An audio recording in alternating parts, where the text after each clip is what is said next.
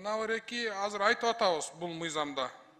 20 миңден кишиден ашкандарга чим берели, айлык берели деп. Ошол эле убакта Кыргызстандын жарымында мындай айыл өкмөттөр жок. Бүгүн айтылган маселе ушуга тиешелүү да. Айыл өкмөттөрдү уже иргелештиришибиз керек. 3 миң, 2 миң, 4 миң, 5 миң кишиси бар айыл өкмөттөр бар Кыргызстанда.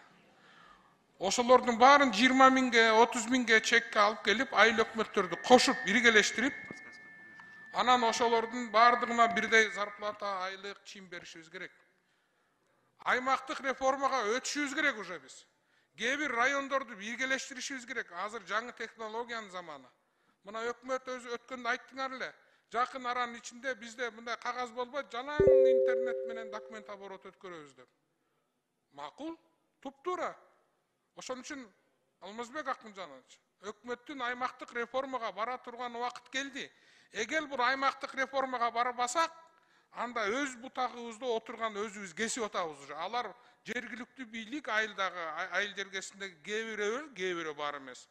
Борбордук бийликти уят кылып, уже конфликт, ачак конфликт жаратып атышат. Ошону бирөө жапалак айыл өкмөт деп айттым азыр. Жалпакташ айыл өкмөтү деп айттым ошто. Бундайлар көп. Ошон үчүн тез аранын ичинде административдик аймактык реформага барышыбыз керек. Ошондо алдыга жылабыз. Бардык нерсе айылдан чыгып аткандан кийин, айылдын көйгөйү чечилбей аткандан кийин, бияктан мадемектен миллион долларларды жиберсең да эчтеке чечим чыкпайт.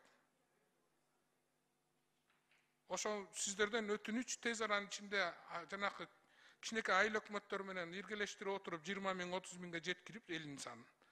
Кээ бир райондорду кошуп, анан аймактык реформага барбасак, ишибиз кыйын болуп калышы мүмкүн. Рахмат.